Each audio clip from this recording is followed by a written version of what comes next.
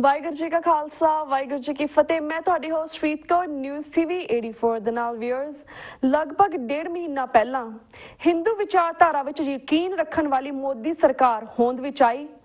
ਇੱਕ ਪਾਸੇ ਜਿੱਥੇ ਇਹਨਾਂ ਨੇ ਐਡਮਿਨਿਸਟ੍ਰੇਸ਼ਨ ਐਜੂਕੇਸ਼ਨ ਆਦਿ ਖੇਤਰਾਂ ਵਿੱਚ ਹਿੰਦੂਤਵੀ ਏਜੰਡਾ ਤੇਜ਼ੀ ਨਾਲ ਲਾਗੂ ਕਰਨਾ ਸ਼ੁਰੂ ਕੀਤਾ ਹੈ, ਉੱਥੇ ਫਿਰਕੋ ਹਿੰਸਾ ਦਾ ਪਤੀਲਾ ਵੀ ਉਬਲਦਾ ਰੱਖਿਆ ਹੋਇਆ ਹੈ। ਪਿਛਲੇ 66 ਸਾਲਾਂ ਵਿੱਚ ਭਾਰਤ ਵਿੱਚ ਸਿੱਖਾਂ ਤੇ ਮੁਸਲਮਾਨਾਂ ਵਿਚਕਾਰ ਬਹੁਤ ਘੱਟ ਟਕਰਾਅ ਹੋਇਆ ਹੈ, ਪਰ ਪਿਛਲੇ 1.5 ਮਹੀਨੇ ਵਿੱਚ RSS ਦੀਆਂ ਸਾਜ਼ਿਸ਼ਾਂ ਨੇ 2 ਵਾਰ ਇਹ ਟਕਰਾਅ ਖੜਾ ਕੀਤਾ ਹੈ। ਪਹਿਲਾਂ ਮੋਦੀ ਸਰਕਾਰ ਬੰਦਿਆਂ ਹੀ ਹੈਦਰਾਬਾਦ ਵਿੱਚ ਸਿੱਖਾਂ ਤੇ ਮੁਸਲਮਾਨਾਂ ਵਿਚਕਾਰ ਨਿਸ਼ਾਨ ਸਾਹਿਬ ਨੂੰ ਅੱਗ ਲਾਉਣ ਦਾ ਮੁੱਦਾ ਖੜਾ ਕਰਕੇ ਹਿੰਸਾ ਭੜਕਾਈ ਗਈ, ਜਿਸ ਵਿੱਚ 3 ਵਿਅਕਤੀਆਂ ਦੀਆਂ ਜਾਨਾਂ ਗਈਆਂ। ਦੂਸਰਾ ਹੁਣ 3 ਦਿਨ ਪਹਿਲਾਂ ਯੂਪੀ ਦੇ ਸਹਾਰਨਪੁਰ ਕਸਬੇ ਵਿੱਚ ਗੁਰਦੁਆਰੇ ਦੇ ਨਾਲ ਲੱਗਦੀ ਜ਼ਮੀਨ ਦੀ ਮਾਲਕੀ ਦੇ ਝਗੜੇ ਨੂੰ ਲੈ ਕੇ ਦੋਨਾਂ ਕੌਮਾਂ ਨੂੰ ਫਿਰ ਲੜਾਇਆ ਗਿਆ। ਹਿੰਸਕ ਝੜਪਾਂ ਵਿੱਚ 3 ਬੰਦੇ ਮਾਰੇ ਗਏ ਅਤੇ ਦਰਜਨਾਂ ਜ਼ਖਮੀ ਹੋਏ ਅਤੇ ਸੈਂਕੜੇ ਦੁਕਾਨਾਂ ਤੇ ਵਹੀਕਲਸ ਵੀ ਸਾੜ ਦਿੱਤੇ ਗਏ। ਵਿਅਰਸ, ऐसा क्यों हो रहा है? इस चों किहड़ी धिड़ सियासी लाहा लेना चाहती है ਅਤੇ इस खतरनाक रुझान ਨੂੰ ਕਿਵੇਂ रोकिया जा सकता है? इस बारे ਅਤੇ ਹੋਰ ਪੰਥਕ ਮਾਮਲਿਆਂ ਬਾਰੇ ਅੱਜ ਅਸੀਂ 2 ਸਿੱਖ ਸ਼ਖਸੀਅਤਾਂ ਨਾਲ ਗੱਲਬਾਤ ਕਰਨ ਜਾ ਰਹੇ ਹਾਂ। ਸਭ ਤੋਂ ਪਹਿਲਾਂ ਅਸੀਂ ਗੱਲਬਾਤ ਕਰਦੇ ਹਾਂ ਰੋਜ਼ਾਨਾ ਪਹਿਰੇਦਾਰ ਦੇ ਐਡੀਟਰ ਸਰਦਾਰ ਜਸਪਾਲ ਸਿੰਘ ਹੇਰਾਂ ਜੀ ਨਾਲ, ਜਿਹੜੇ ਕਿ ਜਗਰਾਵਾਂ ਤੋਂ ਸਾਨਾ ਫੋਨ ਲਾਈਨ ਤੋਂ ਜੁੜ ਚੁੱਕੇ ਨੇ। ਜੀ ਵੀਰ ਜੀ, ਵਾਹਿਗੁਰੂ ਜੀ ਕਾ ਖਾਲਸਾ ਵਾਹਿਗੁਰੂ ਜੀ ਕੀ ਫਤਿਹ। ਵਾਹਿਗੁਰੂ ਜੀ ਕਾ ਖਾਲਸਾ ਵਾਹਿਗੁਰੂ ਜੀ ਕੀ ਫਤਿਹ। ਵੀਰ ਜੀ, ਸਭ ਤੋਂ ਪਹਿਲਾਂ ਸਾਰੇ ਦਰਸ਼ਕਾਂ ਨੂੰ ਦੱਸੋ ਕਿ ਸਹਾਰਨਪੁਰ ਦੇ ਵਿੱਚ ਕੀ ਹੋਇਆ ਹੈ? ਸਹਾਰਨਪੁਰ ਦੀ ਜਿਹੜੀ ਘਟਨਾ ਵਾਪਰੀ ਆ ਜੀ, ਉਹ ਜੋ ਉੱਥੇ ਗੁਰਦੁਆਰਾ ਸਾਹਿਬ ਆ ਉਹਦੇ ਨਾਲ ਇੱਕ ਕੋਈ ਪੁਰਾਣੇ ਮੌਲਵੀ ਦਾ ਮਕਾਨ ਸੀ, ਜਿਹੜਾ ਅੱਗੋਂ ਤੀਸਰੀ ਜਗ੍ਹਾ ਵਿਕ ਕੇ ਗੁਰਦੁਆਰਾ ਪ੍ਰਬੰਧਕ ਕਮੇਟੀ ਕੋਲ ਆ ਗਿਆ, ਜਿਹਦਾ ਕੇਸ ਵੀ ਅਦਾਲਤ ਵਿੱਚ ਚੱਲਦਾ ਰਿਹਾ ਤੇ ਅਦਾਲਤ ਨੇ ਉਹਦਾ ਫੈਸਲਾ ਸੀ ਜਿਹੜਾ ਉਹ ਗੁਰਦੁਆਰਾ ਪ੍ਰਬੰਧਕ ਕਮੇਟੀ ਦੇ ਹੱਕ 'ਚ ਕਰ ਦਿੱਤਾ।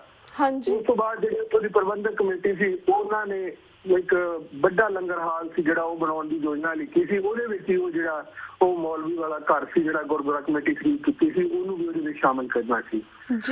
ਦੋਨਾਂ ਧਿਰਾਂ ਦੇ ਵਿੱਚ ਇਸ ਗੱਲ ਨੂੰ ਲੈ ਕੇ ਜਿਹੜੀ ਗੱਲ ਸਾਡੇ ਅੱਜ ਸਾਹਮਣੇ ਆ ਰਹੀ ਆ ਕਿ ਜਦੋਂ ਲੈਂਟਰ ਪਾਉਣਾ ਸ਼ੁਰੂ ਕੀਤਾ ਗਿਆ ਤਾਂ ਉਹ ਜਿਹੜੇ ਮਾਲਕ ਨਹੀਂ, ਹੁਣ ਉਹਨਾਂ ਦੇ ਉਸ ਧਿਰ ਦੇ ਲੋਕ ਸੀ ਜਿਹੜੇ ਉਹਨਾਂ ਵੱਲੋਂ ਇੱਕ ਅਫਵਾਹ ਫੈਲਾਈ ਗਈ ਕਿ ਉਹ ਮਸਜਿਦ ਤੇ ਸਿੱਖਾਂ ਵੱਲੋਂ ਕਬਜ਼ਾ ਕਰਨ ਦੀ ਕੋਸ਼ਿਸ਼ ਕੀਤੀ ਜਾ ਰਹੀ ਆ। ਪਰੰਤੂ ਉਸ ਤੋਂ ਬਾਅਦ ਦੋਨਾਂ ਧਿਰਾਂ ਨੂੰ ਬਿਠਾ ਕੇ ਦੋਨਾਂ ਧਿਰਾਂ ਦੇ ਵਿੱਚ ਆਪਸੀ ਸਮਝੌਤਾ ਹੋ ਗਿਆ।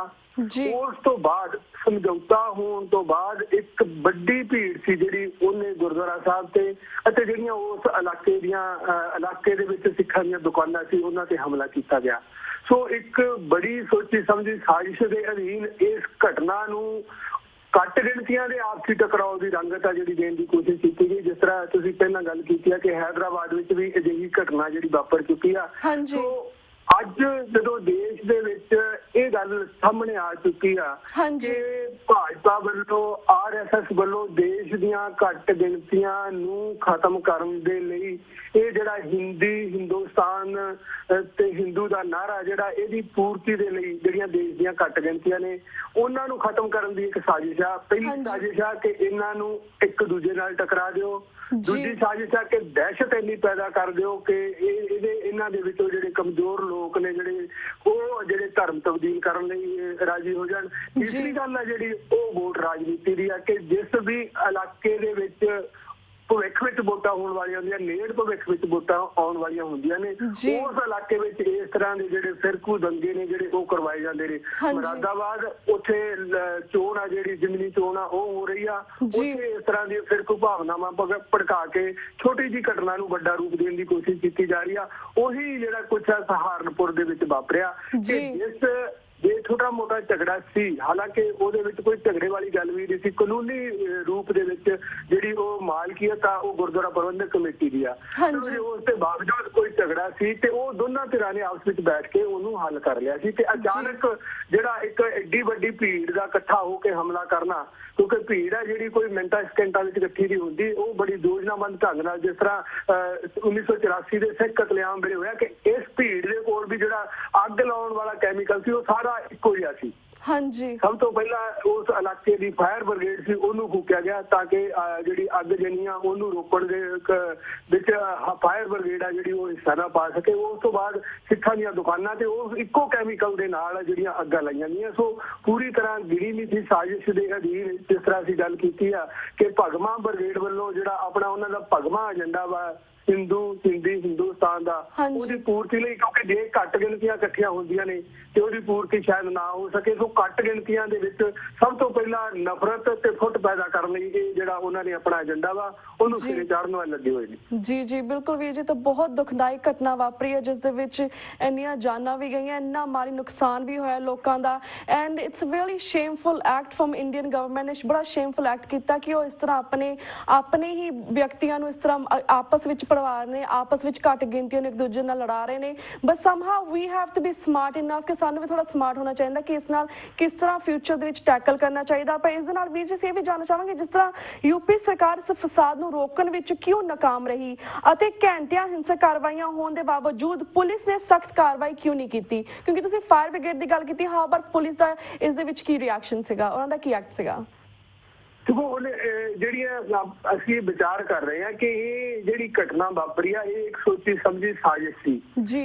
ਨਿੱਕੀ ਜਿਹੀ ਗੱਲ ਨੂੰ ਵੱਡੀ ਤੂਲ ਦੇਣ ਦੀ ਵੱਡੀ ਸਾਜ਼ਿਸ਼ ਸੀ। ਹਾਂਜੀ, ਕਿਉਂਕਿ ਯੂਪੀ ਦੇ ਵਿੱਚ ਜਿਹੜੀ ਮੁਲਾਇਮ ਸਰਕਾਰ ਆ, ਅਖਿਲੇਸ਼ ਦੀ ਸਰਕਾਰ ਆ ਜਿਹੜੀ ਉਹ ਲਗਾਤਾਰ ਫਲਾਪ ਹੋ ਰਹੀ ਆ। ਯੂਪੀ ਦੇ ਵਿੱਚ ਭਾਜਪਾ ਨੇ ਜਿਹੜੀਆਂ 70 ਸੀਟਾਂ ਜਿੱਤੀਆਂ ਨੇ ਉਹਦਾ ਇੱਕ ਮਾਹੌਲ ਬਣਿਆ ਹੋਇਆ ਵਾ ਯੂਪੀ ਦੇ ਵਿੱਚ ਜਿਹਦਾ ਉੱਥੋਂ ਦੀ ਅਫਸਰਸ਼ਾਹੀ ਉਹਦੇ ਤੇ ਪੂਰਾ ਪ੍ਰਭਾਵ ਹੈ ਜੀ। ਜਿਹੜੀ ਉਸ ਦੀ ਉੱਚ ਪੱਧਰੀ ਅਫਸਰਸ਼ਾਹੀ ਆ ਉਹ ਭਾਜਪਾ ਦੇ ਪ੍ਰਭਾਵ ਥੱਲੇ ਆ, ਕੇਂਦਰ ਸਰਕਾਰ ਦੇ ਪ੍ਰਭਾਵ ਥੱਲੇ ਆ।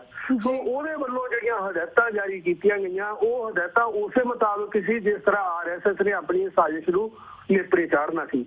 ਇਸ ਕਾਰਨ ਜਿਹੜੀ ਪੁਲਿਸ ਆ ਉੱਥੇ ਉਹ ਆਪਣੇ ਤੌਰ ਤੇ ਪੂਰਨ ਰੂਪ ਦੇ ਵਿੱਚ ਜਿਹੜਾ ਦੰਗਾ ਹੋਇਆ ਉਹਨੂੰ ਰੋਕਣ 'ਚ ਅਸਫਲ ਰਹੀ ਆ। ਇਹਦੇ ਵਿੱਚ ਕੋਈ ਸ਼ੱਕ ਨਹੀਂ ਜੀ। ਉਹਦੇ ਪਿੱਛੇ ਜਿਹੜੀ ਕਾਰਨ ਨੇ ਉਹ ਇਹ ਆ ਕਿ ਉਹ ਕਿਉਂਕਿ ਕੇਂਦਰ ਦੀ ਭਾਜਪਾ ਸਰਕਾਰ ਤੋਂ ਜਿਹੜੀ ਉੱਚ ਅਫਸਰਸ਼ਾਹੀ ਆ ਉਹ ਪ੍ਰਭਾਵਿਤ ਆ। ਉਹਦੇ ਵੱਲੋਂ ਥੱਲੇ ਵਾਲੇ ਜਿਹੜੇ ਅਫਸਰ ਨੇ ਉਹਨਾਂ ਨੂੰ ਜਿਹੜੀਆਂ ਹਦਾਇਤਾਂ ਨੇ ਉਹ ਖੁੱਲ ਕੇ ਨਹੀਂ ਦਿੱਤੀਆਂ ਗਈਆਂ। ਉਹਦੇ ਕਾਰਨ ਪੁਲਿਸ ਆ ਜਿਹੜੀ ਇੱਕ ਤਰ੍ਹਾਂ ਉੱਥੇ ਗੂਕ ਦਰਸ਼ਕ ਹੀ ਬਣੀ ਰਹੀ ਜੀ। ਤੇ ਵੀਰ ਜੀ ਬਾਕੀ ਪੰਥਕ ਮਸਲਿਆਂ ਦੇ ਉੱਪਰ ਗੱਲਬਾਤ ਕਰਨ ਨੂੰ ਵਨ ਲਾਸਟ ਕੁਐਸਚਨ ਅਸੀਂ ਜਾਣਨਾ ਚਾਹਾਂਗੇ ਤੁਹਾਡੇ ਕੋਲ ਕਿ ਜਿਹੜੇ ਇਸ ਵੇਲੇ ਯੂਪੀ ਦੇ ਵਿੱਚ ਸਿੱਖ ਨੇ, ਉਸ ਸ਼ਹਿਰ ਦੇ ਵਿੱਚ, ਉਸ ਪਿੰਡ ਦੇ ਵਿੱਚ ਸਿੱਖ ਨੇ, ਕਿ ਉਹ ਆਪਣੇ ਆਪ ਨੂੰ ਇਹਨਾਂ ਰਾਈਟਸ ਤੋਂ ਬਾਹਰ ਇਨਸਿਕਿਉਰ ਸਮਝਦੇ ਨੇ? ਆਲਸੋ ਇਸ ਤਰ੍ਹਾਂ ਦੇ ਰਾਈਟਸ ਨੂੰ ਜਾਂ ਸਿੱਖ ਮੁਸਲਮਾਨਾਂ ਜਾਂ ਘੱਟ ਗਿਣਤੀਆਂ ਦੇ ਵਿੱਚ ਜਿਹੜੀ ਲੜਾਈ ਹੁੰਦੀ ਇਸ ਤਰ੍ਹਾਂ ਦੀ, ਇਹਨਾਂ ਨੂੰ ਅਸੀਂ ਕਿਸ ਤਰ੍ਹਾਂ ਰੋਕ ਸਕਦੇ ਹਾਂ ਫਿਊਚਰ ਦੇ ਵਿੱਚ? ਦੇਖੋ ਮੈਂ ਸਮਝਦਾ ਕਿ ਇਹ ਘਟਨਾ ਵਾਪਰਨ ਤੋਂ ਬਾਅਦ ਜਿਸ ਤਰ੍ਹਾਂ ਅਸੀਂ ਪਹਿਲਾਂ ਵੀ ਬਾਰ-ਬਾਰ ਹੀ ਗੱਲ ਕਰ ਰਹੇ ਹਾਂ ਕਿ ਦੇਸ਼ ਦੀਆਂ ਘੱਟ ਗਿਣਤੀਆਂ ਨੇ ਉਹਨਾਂ ਨੂੰ ਇੱਕ ਪਲੇਟਫਾਰਮ ਤੇ ਇਕੱਠਾ ਕਰਨਾ ਬੇਹੱਦ ਜ਼ਰੂਰੀ ਆ। ਉਹਨਾਂ ਨੂੰ ਇਹ ਸਮਝਾਉਣਾ ਕਿ ਭਾਜਪਾ ਦਾ ਜਿਹੜਾ ਏਜੰਡਾ ਉਹਨੂੰ ਲਾਗੂ ਕਰਨ ਲਈ ਸਾਡੇ ਘੱਟ ਗਿਣਤੀਆਂ ਵਿੱਚ ਫੁੱਟ ਪਾ ਕੇ ਘੱਟ ਗਿਣਤੀਆਂ ਤੇ ਇੱਕ ਦੂਜੇ ਪ੍ਰਤੀ ਨਫ਼ਰਤ ਪੈਦਾ ਕਰਕੇ ਉਹ ਆਪਣੇ ਏਜੰਡੇ ਦੀ ਪੂਰਤੀ ਵੱਲ ਵੱਧ ਰਹੇ ਨੇ। ਜਿਹੜੇ ਸਾਡੇ ਸਿੱਖਾਂ ਵੱਲੋਂ ਪਹਿਲ ਕਦਮੀ ਕਰਕੇ ਸਾਰੀਆਂ ਜਿਹੜੀਆਂ ਦੇਸ਼ ਦੀਆਂ ਘੱਟ ਗਿਣਤੀਆਂ ਨੇ ਉਹਨਾਂ ਦੇ ਜਿਹੜੇ ਆਗੂ ਨੇ ਉਹਨਾਂ ਇੱਕ ਪਲੇਟਫਾਰਮ ਤੇ ਇਕੱਠਾ ਕਰਕੇ ਇਹ ਜਿਹੜੀਆਂ ਘਟਨਾਵਾਂ ਵਾਪਰ ਰਹੀਆਂ ਨੇ ਇਹਨਾਂ ਦੀ ਜਾਂਚ ਰਿਪੋਰਟ ਉਹਨਾਂ ਸਾਹਮਣੇ ਰੱਖੀ ਜਾਵੇ ਤੇ ਭਵਿੱਖ ਦੀ ਇੱਕ ਰਣਨੀਤੀ ਆ ਜਿਹੜੀ ਉਹ ਲਿਖੀ ਜਾਵੇ। ਉਸ ਤੋਂ ਬਿਨਾਂ ਕਿ ਦੇਸ਼ ਦੀਆਂ ਘੱਟ ਗਿਣਤੀਆਂ ਨੂੰ ਇਹ ਭਾਜਪਾ ਦੀ ਜਿਹੜੀ ਭਗਵਾਂ ਬ੍ਰਿਗੇਡ ਦੀ ਸਾਜ਼ਿਸ਼ ਆ ਉਹਦੇ ਬਾਰੇ ਸਭ ਤੋਂ ਪਹਿਲਾਂ ਜਾਗਰੂਕ ਹੋਣਾ ਪਊਗਾ, ਉਸ ਤੋਂ ਬਾਅਦ ਇਕਜੁੱਟ ਹੋਣਾ ਪਊਗਾ। ਤੇ ਮੈਂ ਸਮਝਦਾ ਕਿ ਜਿਹੜੇ ਸਾਡੇ ਸਿੱਖ ਬਾਹਰਲੇ ਸੂਬਿਆਂ ਵਿੱਚ ਰਹਿੰਦੇ ਨੇ ਜਿੱਥੇ ਮੁਸਲਮਾਨਾਂ ਦੀ ਬਹੁਤ ਗਿਣਤੀ ਆ, ਸੋ ਉਹਨਾਂ ਨੂੰ ਇਸ ਤਰ੍ਹਾਂ ਪਹਿਲ ਜ਼ਰੂਰ ਕਰਨੀ ਚਾਹੀਦੀ ਆ ਕਿ ਸਾਰਿਆਂ ਨੂੰ ਆਪਸ ਵਿੱਚ ਬੈਠ ਕੇ ਇਹ ਜਿਹੜੀ ਉੱਪਰੋਂ ਥੋਪੀ ਗਈ ਸਾਜ਼ਿਸ਼ ਆ ਉਹਦਾ ਪਰਦਾਫਾਸ਼ ਕਰਕੇ ਜਿਹੜੀ ਆਪਸੀ ਇਕਜੁੱਟਤਾ ਉਹਨੂੰ ਜ਼ਰੂਰ ਬਣਾ ਲੈਣਾ ਚਾਹੀਦਾ ਜੀ। ਤੇ ਵੀਰ ਜੀ ਸਾਡੇ ਕੋਲ 2 ਮਿੰਟ ਰਹਿ ਗਏ ਨੇ, ਹੁਣ ਅਸੀਂ ਪੰਜਾਬ ਵੱਲ ਮੁੜਦੇ ਹਾਂ। ਜਿਸ ਤਰ੍ਹਾਂ ਹਰਿਆਣਾ ਸਿੱਖ ਕਮੇਟੀ ਦੇ ਆਗੂ ਜਥੇਦਾਰ ਜਗਦੀਪ ਸਿੰਘ ਝਿੰਡਾ ਆਪਣੇ ਸਾਥੀਆਂ ਸਮੇਤ ਹਰਮੰਦਰ ਸਾਹਿਬ ਦੇ ਦਰਸ਼ਨਾਂ ਲਈ ਆਏ, ਪਰ ਉਹਨਾਂ ਨੂੰ ਅਕਾਲ ਤਖ਼ਤ ਸਾਹਿਬ ਤੇ ਮੱਥਾ ਟੇਕਣ ਤੋਂ ਰੋਕਿਆ ਗਿਆ। ਇਸ ਬਾਰੇ ਤੁਸੀਂ 2 ਮਿੰਟ ਦੇ ਵਿੱਚ ਕੀ ਕਹਿਣਾ ਚਾਹੋਗੇ ਦਰਸ਼ਕਾਂ ਨੂੰ? ਦੇਖੋ ਜਿੱਥੋਂ ਤੱਕ ਅਸੀਂ ਗੱਲ ਕਰਦੇ ਹਾਂ ਕਿ ਸ਼੍ਰੀ ਅਕਾਲ ਤਖ਼ਤ ਸਾਹਿਬ, ਕਿਉਂਕਿ ਉਹਦੇ ਬਾਰੇ ਸਿਧਾਂਤਾਂ ਬਾਰੇ ਗੱਲ ਕਰਨ ਤੋਂ ਪਹਿਲਾਂ ਸਾਨੂੰ ਇਹ ਜਾਣਨਾ ਚਾਹੀਦਾ ਕਿ ਅੱਜ ਉੱਥੇ ਸਥਿਤੀ ਕੀ ਆ। ਕਿਉਂਕਿ ਸ਼੍ਰੀ ਅਕਾਲ ਤਖ਼ਤ ਸਾਹਿਬ ਦੇ ਜਥੇਦਾਰ ਸ਼੍ਰੋਮਣੀ ਗੁਰਦੁਆਰਾ ਪ੍ਰਬੰਧਕ ਕਮੇਟੀ ਦੇ ਮੁਲਾਜ਼ਮ ਨੇ, ਉਹ ਉਹਨਾਂ ਦੀਆਂ ਹਦਾਇਤਾਂ ਮੁਤਾਬਕ ਕੰਮ ਕਰਦੇ ਨੇ। ਉਹਨਾਂ ਦੀਆਂ ਹਦਾਇਤਾਂ ਅਨੁਸਾਰ ਝਿੰਡੇ ਤੇ ਉਹਨਾਂ ਉਹਨਾਂ ਦੇ ਸਾਥੀਆਂ ਨੂੰ ਪੰਥ 'ਚੋਂ ਛੇਕਿਆ ਗਿਆ। ਉਹਨਾਂ ਦੀਆਂ ਹਦਾਇਤਾਂ ਅਨੁਸਾਰ ਕਨਵੈਨਸ਼ਨਾਂ ਰੱਦ ਕੀਤੀਆਂ ਗਈਆਂ। ਉਹਨਾਂ ਦੀਆਂ ਹਦਾਇਤਾਂ ਅਨੁਸਾਰ ਜਿਹੜੀ ਉੱਥੋਂ ਦੀ ਹਰਿਆਣਾ ਦੀ ਕਮੇਟੀ ਆ ਉਹਨੂੰ ਕੰਮ ਕਰਨ ਤੋਂ ਰੋਕਿਆ ਗਿਆ। ਸੋ ਸ਼੍ਰੀ ਅਕਾਲ ਤਖ਼ਤ ਦੇ ਜਿਹੜੇ ਸਿਧਾਂਤ ਨੇ, ਬੇਸ਼ੱਕ ਅਸੀਂ ਜੇ ਸਿਧਾਂਤਾਂ ਦੀ ਗੱਲ ਕਰੀਏ ਤਾਂ ਪੰਥ 'ਚੋਂ ਛੇਕਿਆ ਗਿਆ ਕੋਈ ਵੀ ਵਿਅਕਤੀ ਆ ਜਿਹੜਾ ਉਹ ਸ਼੍ਰੀ ਅਕਾਲ ਤਖ਼ਤ ਸਾਹਿਬ ਤੇ ਨਹੀਂ ਜਾ ਸਕਦਾ। ਸਿਧਾਂਤਕ ਰੂਪ ਵਿੱਚ ਇਹ ਗੱਲ ਠੀਕ ਹੈ, ਪਰੰਤੂ ਇਹਦੇ ਪਿੱਛੇ ਕਾਰਨ ਕੀ ਨੇ? ਸਾਨੂੰ ਉਧਰਲੇ ਪਾਸੇ ਜ਼ਰੂਰ ਧਿਆਨ ਦੇਣਾ ਪਊਗਾ ਕਿ ਜਦੋਂ ਤੱਕ ਸ਼੍ਰੀ ਅਕਾਲ ਤਖ਼ਤ ਸਾਹਿਬ ਦੀ ਆਜ਼ਾਦ ਪ੍ਰਭੂ ਸੱਤਾ ਅਸੀਂ ਕਾਇਮ ਨਹੀਂ ਕਰਦੇ, ਉਦੋਂ ਤੱਕ ਇਹ ਜਿਹੜੀਆਂ ਸਮੱਸਿਆਵਾਂ ਨੇ, ਕਿਉਂਕਿ ਸਿਆਸੀ ਗਲਬੇ ਕਾਰਨ ਜਿਹੜੀਆਂ ਸਮੱਸਿਆਵਾਂ ਪੈਦਾ ਹੋਣੀਆਂ ਨੇ ਔਰ ਪੈਦਾ ਹੋ ਰਹੀਆਂ ਨੇ, ਜਿਹੜੀਆਂ ਕੌਮ 'ਚ ਵੱਡਾ ਨਿਘਾਰ ਵੀ ਲਿਆ ਰਹੀਆਂ ਨੇ, ਸੋ ਉਹਨੂੰ ਰੋਕਣ ਲਈ ਸਭ ਤੋਂ ਪਹਿਲਾਂ ਸਿੱਖ ਕੌਮ ਨੂੰ ਇਕੱਠੇ ਹੋ ਕੇ ਸ਼੍ਰੀ ਅਕਾਲ ਤਖ਼ਤ ਸਾਹਿਬ ਦੀ ਆਜ਼ਾਦ ਪ੍ਰਭੂ ਸੱਤਾ ਜਿਹੜੀ ਉਹਨੂੰ ਕਾਇਮ ਕਰਨਾ ਪਊਗਾ। ਫਿਰ ਜਦੋਂ ਸਿੱਖੀ ਸਿਧਾਂਤਾਂ ਅਨੁਸਾਰ ਉੱਥੇ ਸਾਰਾ ਕੁਝ, ਸਾਰੀ ਪਰੰਪਰਾ ਮਰਿਆਦਾ ਸਾਰੀ ਸਿੱਖੀ ਸਿਧਾਂਤਾਂ ਅਨੁਸਾਰ ਲਾਗੂ ਹੋਊਗੀ, ਉਹ ਤੋਂ ਬਾਅਦ ਇਸ ਤਰ੍ਹਾਂ ਦੀਆਂ ਘਟਨਾਵਾਂ ਨੇ ਜਿਹੜੀਆਂ ਉਹਨਾਂ ਨੂੰ ਰੋਕਿਆ ਜਾ ਸਕਦਾ। ਤੇ ਜਦੋਂ ਤੱਕ ਸ਼੍ਰੀ ਅਕਾਲ ਤਖ਼ਤ ਸਾਹਿਬ ਇੱਕ ਸਿਆਸੀ ਧਿਰ ਦੇ ਕਬਜ਼ੇ 'ਚ ਉੱਥੇ ਜਿਹੜੀਆਂ ਘਟਨਾਵਾਂ ਦਾ ਵਾਪਰਨਾ ਸੁਭਾਵਿਕ ਹੈ। ਜੀ ਬਿਲਕੁਲ। ਤੇ ਵੀਰ ਜੀ 30 ਸੈਕਿੰਡ ਦੇ ਅੰਦਰ ਅੰਦਰ ਤੁਹਾਨੂੰ ਕੀ ਲੱਗਦਾ ਹੈ ਕਿ ਹਰਿਆਣਾ ਸਿੱਖ ਕਮੇਟੀ ਦਾ ਵਿਵਾਦ ਹੁਣ ਅੱਗੋਂ ਕੀ ਸ਼ਕਲ ਇਖਤਿਆਰ ਕਰੇਗਾ? ਦੇਖੋ, ਮੈਂ ਜਿਹੜੀ ਗੱਲ ਦੀ ਅਸੀਂ ਪਹਿਲਾਂ ਚਿੰਤਾ ਕਰਦੇ ਸੀ ਕਿ ਇਹ ਵਿਵਾਦ ਆ ਜਿਹੜਾ ਇਹਨੂੰ ਕਿਸੇ ਵੀ ਤਰ੍ਹਾਂ ਭਰਾ ਮਾਰੂ ਜੰਗ 'ਚ ਬਦਲ ਨਹੀਂ ਦਿੱਤਾ ਜਾਣਾ ਚਾਹੀਦਾ। ਹਾਂਜੀ, ਘਟਨਾਵਾਂ ਲਗਾਤਾਰ ਵਾਪਰ ਰਹੀਆਂ ਨੇ, ਪਰੰਤੂ ਉਹ ਜਿਹੜੀ ਸਾਡੀ ਚਿੰਤਾ, ਉਹ ਜਿਹੜੀ ਗੰਭੀਰ ਸਥਿਤੀ ਆ, ਉਹ ਹਾਲੇ ਵੀ ਉਸੇ ਤਰ੍ਹਾਂ ਬਣੀ ਹੋਈ ਆ ਕਿ ਕਿਸੇ ਸਮੇਂ ਵੀ ਇਹ ਜਿਹੜਾ ਟਕਰਾਅ ਆ ਉਹ ਭਰਾ ਮਾਰੂ ਜੰਗ 'ਚ ਬਦਲ ਸਕਦਾ। ਦੂਸਰੀ ਹੁਣ ਇੱਕ ਜਿਹੜੀ ਨਵੀਂ ਚਿੰਤਾ ਸਾਡੇ ਲਈ ਖੜੀ ਹੋ ਚੁੱਕੀ ਆ ਕਿ ਸ਼੍ਰੀ ਅਕਾਲ ਤਖ਼ਤ ਸਾਹਿਬ ਦੇ ਜਥੇਦਾਰ ਨੇ ਸਿਆਸੀ ਪ੍ਰਭਾਵ ਅਧੀਨ ਕਾਨੂੰਨ ਨੂੰ ਆਪਣੇ ਹੱਥਾਂ 'ਚ ਲੈ ਲਿਆ, ਸੰਵਿਧਾਨ ਨੂੰ, ਭਾਰਤ ਦੇ ਨੂੰ ਆਪਣੇ ਹੱਥਾਂ 'ਚ ਲੈ ਲਿਆ। ਉਹਦੇ ਵਿਰੁੱਧ ਉਹਨਾਂ ਨੇ ਇੱਕ ਹੁਕਮਨਾਮਾ ਜਾਰੀ ਕਰ ਦਿੱਤਾ। ਖੁਦਾ ਨਾ ਖਾਸਤਾ ਜੇ ਕੋਈ ਵਿਅਕਤੀ ਉਹਨਾਂ ਵਿਰੁੱਧ ਅਦਾਲਤ ਵਿੱਚ ਚਲਾ ਜਾਂਦਾ ਤੇ ਉਦੋਂ ਸਾਡੀ ਸਥਿਤੀ ਕੀ ਹੋਊਗੀ? ਸੋ ਅੱਜ ਦੀ ਤਰੀਕ ਵਿੱਚ ਇਹ ਸਾਡੀਆਂ ਦੋ ਚਿੰਤਾਵਾਂ ਨੇ ਜਿਹੜੀਆਂ ਇਹ ਵੱਡੀਆਂ ਚਿੰਤਾਵਾਂ ਨੇ। ਪਹਿਲੀ ਗੱਲ ਆ ਕਿ ਅਸੀਂ ਇਸ ਮੁੱਦੇ ਤੇ ਜਿਹੜੀ ਭਰਾ ਮਾਰੂ ਜੰਗ ਆ ਉਹਨੂੰ ਹਰ ਹੀਲੇ ਰੋਕਣਾ ਵਾ। ਦੂਸਰੀ ਗੱਲ ਜਿਹੜੀ ਆਉਣ ਵਾਲੇ ਸਮੇਂ ਦੇ ਵਿੱਚ ਵਾਪਰ ਸਕਦੀ ਆ ਔਰ ਜਿਹਦੇ ਨਾਲ ਸਿੱਖ ਕੌਮ ਦਾ ਚਿਹਰਾ ਜਿਹੜਾ ਉਹ ਬੇਹੱਦ ਨੀਵਾਂ ਤੇ ਸ਼ਰਮਨਾਕ ਸਥਿਤੀ ਪੈਦਾ ਹੋ ਸਕਦੀ ਆ, ਉਹਦੇ ਬਾਰੇ ਵੀ ਸਾਨੂੰ ਵੇਖਣਾ ਪਊਗਾ। ਕਿਉਂਕਿ ਚਾਹੀਦਾ ਇਹ ਸੀ ਕਿ ਉਹ ਅਕਾਲ ਤਖ਼ਤ ਸਾਹਿਬ ਦੇ ਜਥੇਦਾਰ ਨੂੰ ਕਿ ਉਹ ਆਪਣੇ ਧਾਰਮਿਕ ਦਾਇਰੇ ਤੋਂ ਬਾਹਰ ਨਾ ਜਾਂਦੇ, ਕਿਉਂਕਿ ਹਰਿਆਣਾ ਦੀ ਗੁਰਦੁਆਰਾ ਪ੍ਰਬੰਧਕ ਕਮੇਟੀ ਆ ਉਹਨੂੰ ਉੱਥੋਂ ਦੀ ਵਿਧਾਨ ਸਭਾ ਨੇ ਪਾਸ ਕਰ ਦਿੱਤਾ। ਉਹਦੇ ਬਾਰੇ ਰਾਜਪਾਲ ਨੇ ਉਹਨੂੰ ਨੋਟੀਫਿਕੇਸ਼ਨ ਨੂੰ ਸਾਈਨ ਕਰ ਦਿੱਤੇ। ਉਹ ਉੱਥੋਂ ਇੱਕ ਕਾਨੂੰਨ ਬਣ ਚੁੱਕਾ ਵਾ। ਉਹ ਕਾਨੂੰਨ ਦੇ ਵਿਰੁੱਧ ਕੋਈ ਹੁਕਮਨਾਮਾ ਜਾਰੀ ਕਰਨਾ, ਉਹਦੇ ਜਿਹੜੀਆਂ ਕਾਨੂੰਨੀ ਪਚੇਦਗੀਆਂ ਨੇ ਜਿਹੜੀਆਂ ਉਹ ਪੈਦਾ ਹੋ ਸਕਦੀਆਂ ਨੇ। ਚਾਹੀਦਾ ਇਹ ਆ ਕਿ ਇਹ ਜਿਹੜੀ ਹਰਿਆਣਾ ਦੀ ਗੁਰਦੁਆਰਾ ਵੱਖਰੀ ਪ੍ਰਬੰਧਕੀ ਕਮੇਟੀ ਬਣੀ ਆ ਉਹਨੂੰ ਅੱਜ ਦੀ ਡੇਟ 'ਚ ਸਾਨੂੰ ਸਵੀਕਾਰ ਕਰਕੇ ਆਲ ਇੰਡੀਆ ਗੁਰਦੁਆਰਾ ਐਕਟ ਦੇ ਲਈ ਸਮੁੱਚੀ ਕੌਮ ਆ ਜਿਹੜੀ ਉਹਨੂੰ ਆਉਣ ਵਾਲੇ ਸਮੇਂ ਦੇ ਵਿੱਚ ਸੰਘਰਸ਼ ਕਰਨਾ ਚਾਹੀਦਾ, ਤਾਂ ਕਿ ਅਸੀਂ ਸਮੁੱਚੇ ਵਿਸ਼ਵ ਦੇ ਵਿੱਚ ਇੱਕ ਜਿਹੜੀ ਰਹਿਤ ਮਰਿਆਦਾ ਵਾ, ਇੱਕੋ ਸਿਧਾਂਤ, ਸਿੱਖੀ ਦੇ ਸਿਧਾਂਤ ਨੇ ਜਿਹੜੇ ਉਹ ਸਮੁੱਚੇ ਵਿਸ਼ਵ ਦੇ ਸਾਰੇ ਗੁਰਦੁਆਰਿਆਂ ਵਿੱਚ ਲਾਗੂ ਕਰ ਸਕੀਏ।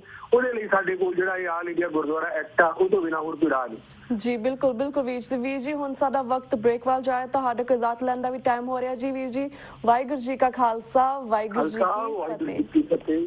Viewers, वक्त हो गया एक छोटे से ब्रेक का। Keep watching News TV 84. We'll be right back after a short break.